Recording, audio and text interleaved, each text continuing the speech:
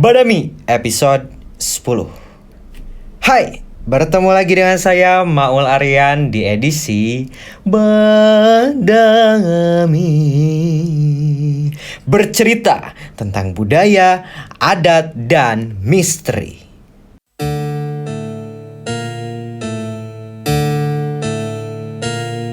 Di video kali ini kita akan membahas tentang salah satu cerita yang beredar di masyarakat, khususnya Pajajaran dan Majapahit. Masyarakat gak tuh? Iya. Apakah Anda percaya dengan adanya harimau jadi-jadian? Apakah Anda tahu cerita yang berkaitan dengan daerah bernama Panjalu? Kalau iya, bagaimana bisa keturunan Pajajaran dan keturunan Majapahit bisa berubah menjadi harimau? Siapapun, dimanapun kamu, mari berbincang dan bertukar pikiran bersama Maul Aryan. Bagikan ilmu, tanggapan, dan sudut pandangmu di kolom komentar. Tinggalkan tatapakan, jangan lupa like, subscribe, comment, turn on notification, and share in your social media. Let's move to the story. Maung Panjalu. Seperti biasa, cek di link deskripsi buat teman-teman yang pengen baca ya. Jadi ini dari si Templang. Nah, jadi cerita yang berada di masyarakat itu gini guys.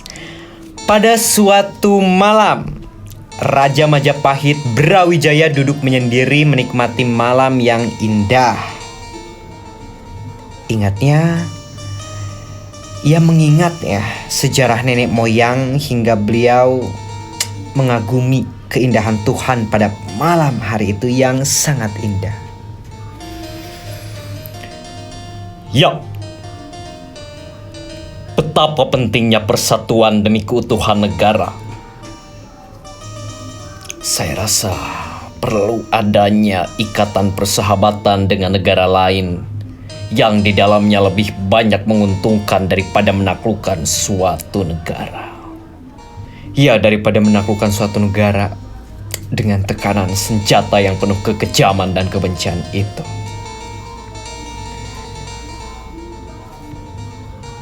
Nah, itulah kata Raja Brawijaya. Kemudian timbullah keinginan beliau untuk mengadakan ikatan dengan kerajaan Pajajaran di Pasundan, Jawa Barat dengan jalan perkawinan.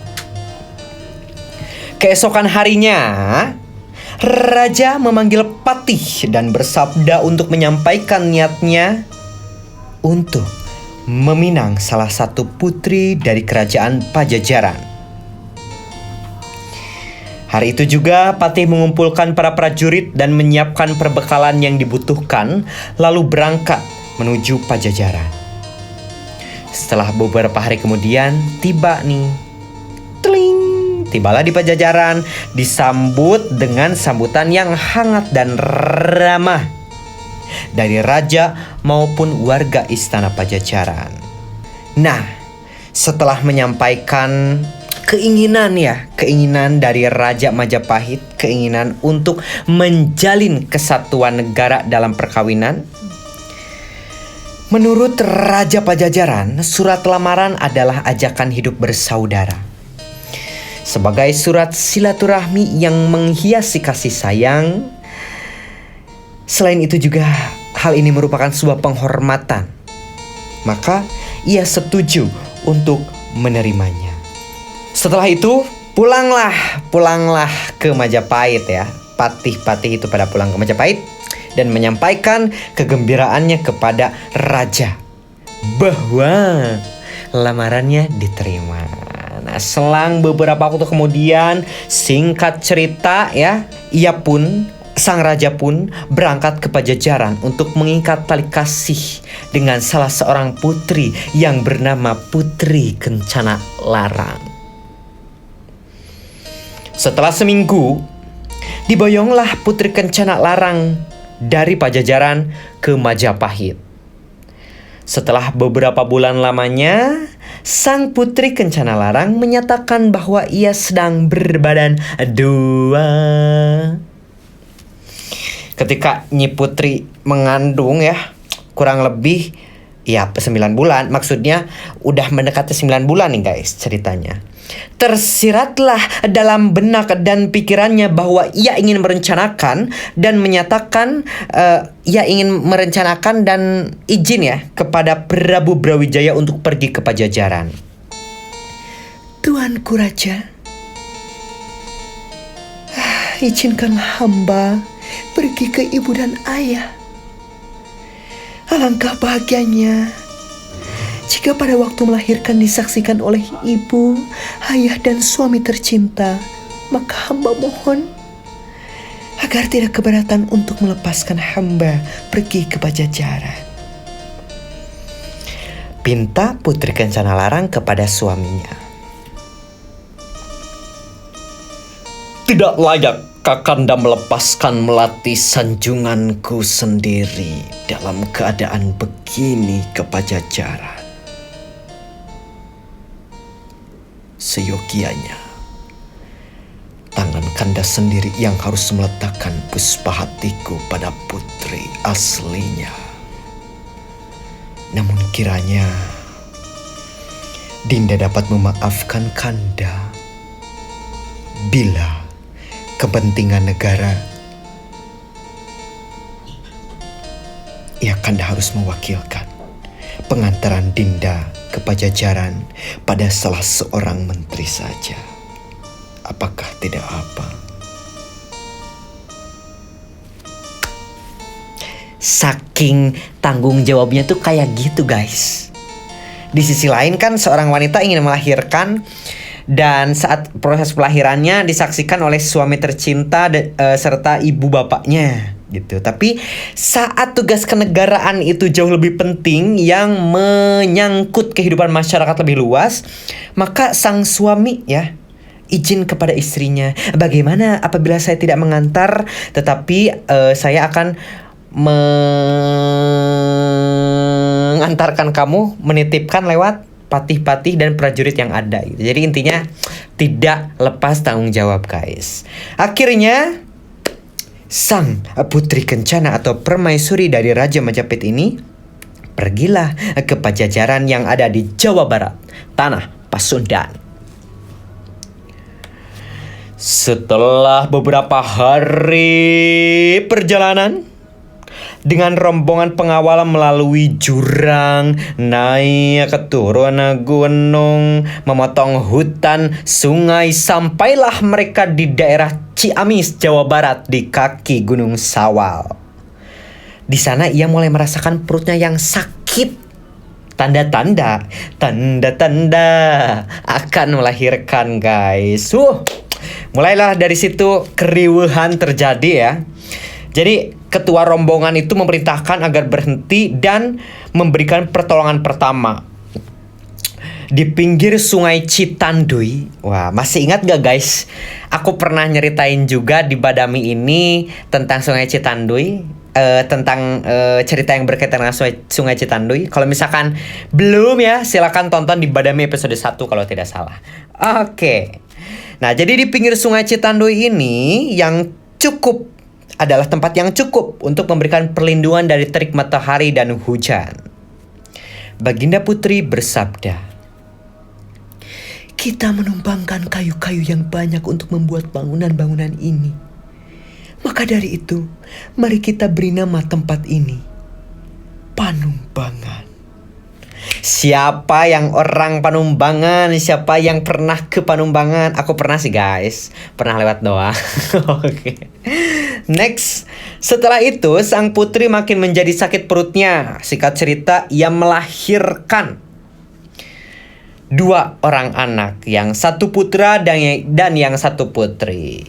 Adapun bali atau ari-arinya itu dimasukkan ke dalam dandang tanah atau pendil ya, yang kemudian dikubur di bawah pohon yang rindang. Setelah Putri Kencana Larang merasa sehat kembali, ia melanjutkan perjalanan ke Pajajaran.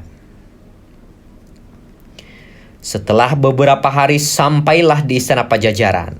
Ia disambut baik oleh ayahnya dan ibunya juga dengan haru dan gembira. Baginda Raja Pajajaran saat itu memberi nama anak laki-laki dengan nama Bongbang Larang. Dan yang perempuan bernama Bongbang Kancana. Dengan diasuh oleh kakek neneknya. Nah, kedua anak itu tumbuh dengan sehat. Dan akhirnya sampai akhir balik. Tapi mereka belum tahu siapa ayahnya. Karena seisi istana merahasiakan tentang ayahnya itu. Nah, kira-kira kenapa sih guys? Kerajaan merahasiakan tentang identitas ayahnya. Ada yang tahu? Silahkan tulis jawabannya di kolom komentar. Nah, dalam usia 15 tahun, mereka belum juga tahu tentang ayahnya. Akhirnya, yang namanya ikatan batin antara Pajajaran dan Majapahit ya guys. Di saat-saat sebelum tidur, keduanya itu terus-menerus ingin memecahkan pertanyaan itu, siapakah ayahku? Jadi inti pertanyaan itu seperti itu ya. Pernah dijawab ayahnya adalah Raja Pajajaran. Nah, tapi kedua anak ini merasa kayaknya bukan gitu guys. Sehingga akhirnya ia mendesak salah satu abdi istana untuk mengatakan siapa ayahnya. Dengan keadaan yang terdesak, diberitahulah bahwa Prabu Wijaya, Raja Majapahitlah ayah mereka sebenarnya. Nah, setelah tahu siapa ayahnya, pada suatu malam, Bongbang Larang menghadap pada kakeknya untuk meminta izin untuk menemui ayahnya di Majapahit. Sangat heran, dari mana dia tahu bahwa ayahnya adalah salah satu raja di Majapahit. Karena berat melepaskan tentu tidak diizinkan.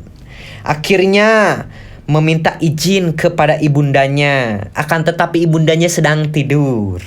Ya, yang namanya etika sopan zaman dahulu, kalau orang tua sedang tidur, anaknya tidak berani membangunkan guys. Tapi kalau sekarang beda sih. Minimal bakso. Misalkan, ngerti gak sih aku ngomong apa?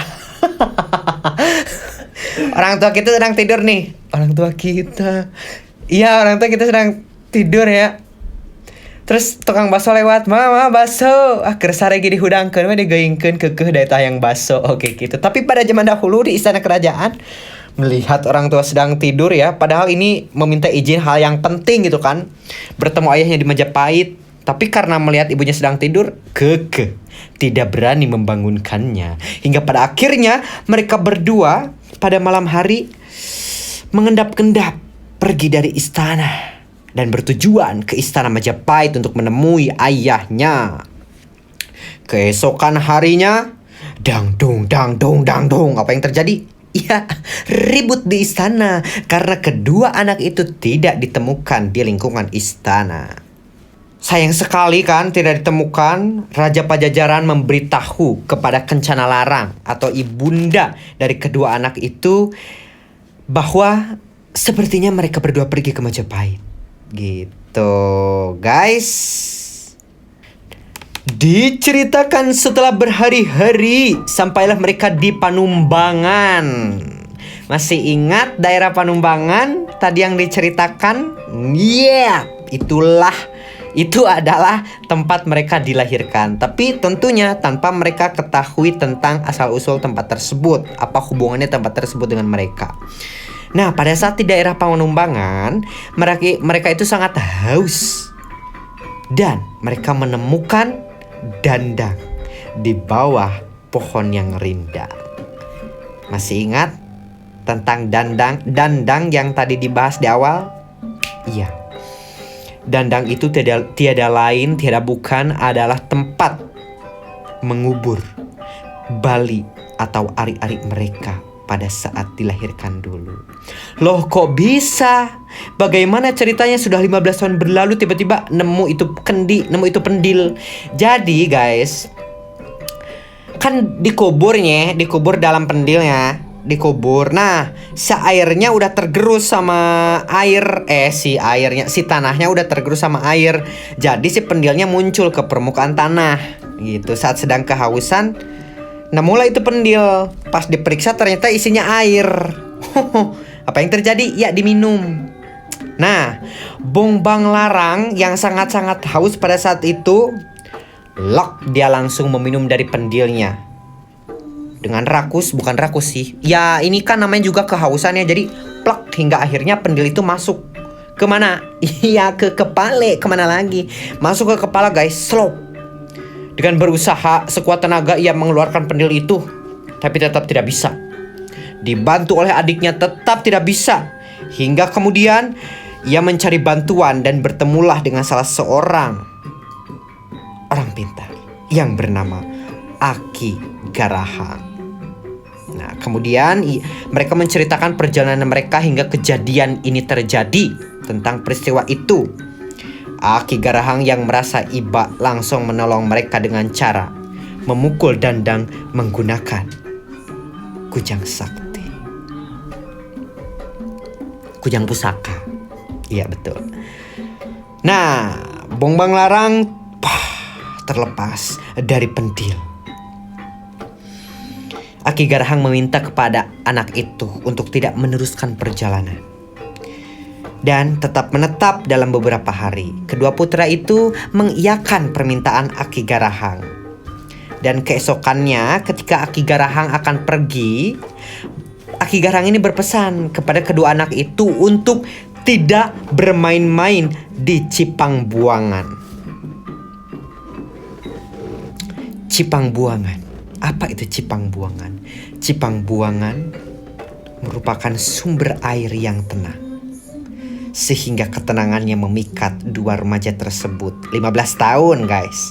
Ya, karena di usia segitu, kalau sekarang pasti usia yang lagi nyari-nyari pengetahuan, lagi kepo tentang hal-hal yang ada di dunia ini gitu kan. Akhirnya remaja itu turun menyegarkan badan.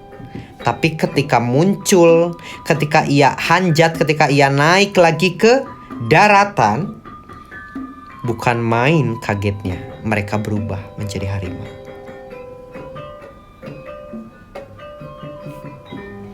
Masing-masing dari mereka memeriksa dirinya dengan seksama. Tapi ya, mereka adalah harimau. Dengan rasa menyesal, kedua harimau jelmaan manusia itu pulang ke rumah Aki Garahang. Tapi ternyata Aki Garahang tidak dapat menolongnya. Karena itu akibat kelalaian dari anak tersebut.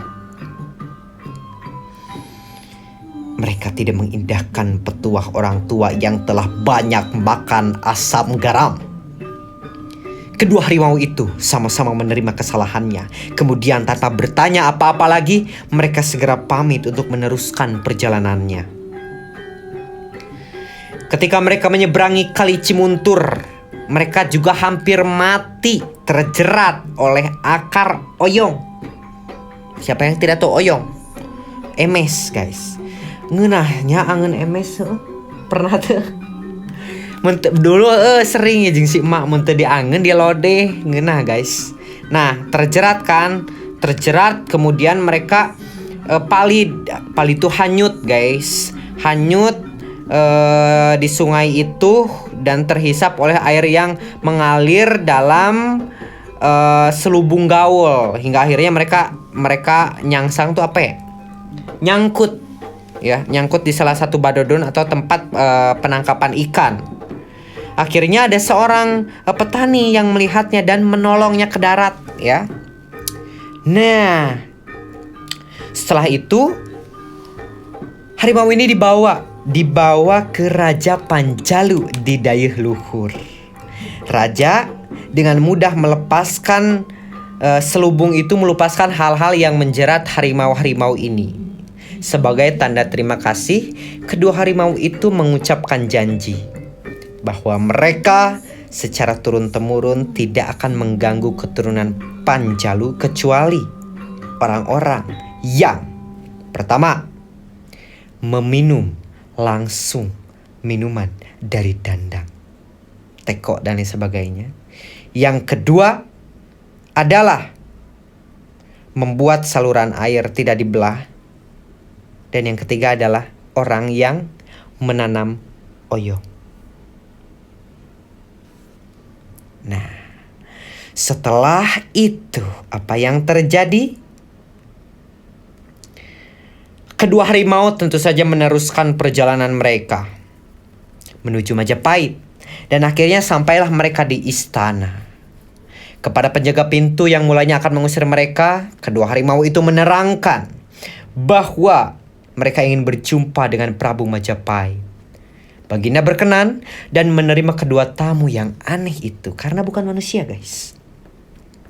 Sambil bercucuran air mata, kedua harimau itu mengisahkan kepada Baginda tentang perjalanan mereka dari semenjak berangkat sampai di Majapahit.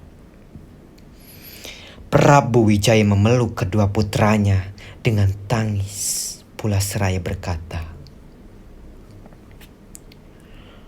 "Malang tak dapat disangkal. Tapi sejak saat itu, ku angkat Nanda sebagai Raja Harimau di Pasundan." Demikianlah cerita singkat tentang Maung Panjalu yang menjadi cerita turun-temurun di Panjalu. Dan konon kedua harimau ini ditugaskan untuk menjaga kerajaan Majapahit dan Pajajaran. Salah satu dari mereka menjaga wilayah Majapahit dan saudaranya di Pajajaran. Dan setiap bulan Mulud, mereka diperkenankan untuk berkumpul dan melepas rindu kepada saudaranya. Itulah cerita Maung Panjalu. Apakah sudah cukup? Cukup, belum cukup? Tulis di kolom komentar. Best of story yang namanya cerita, apalagi yang terus berkembang di masyarakat. Dari manapun ceritanya, siapapun penuturnya, ya inilah cerita rakyat yang tidak dapat terjamin 100% keasliannya. Ahli wae gak tuh gue ngomong. Oke. Next, buat mau lagi yang mau berbincang dan bertukar pandangan serta memberikan saran cerita apalagi yang akan kita angkat di Badami selanjutnya, tinggalkan tatapakan di kolom komentar. Terima kasih sudah menonton. Jangan lupa pula nyalakan lonceng notifikasi, like, comment, share, and subscribe. Share juga di sosial media teman-teman. Share in your social media, turn on notification ya. Mohon maaf atas segala kesalahan, kekurangan, dan keterbatasan yang aku miliki. Bertemu lagi di Badami.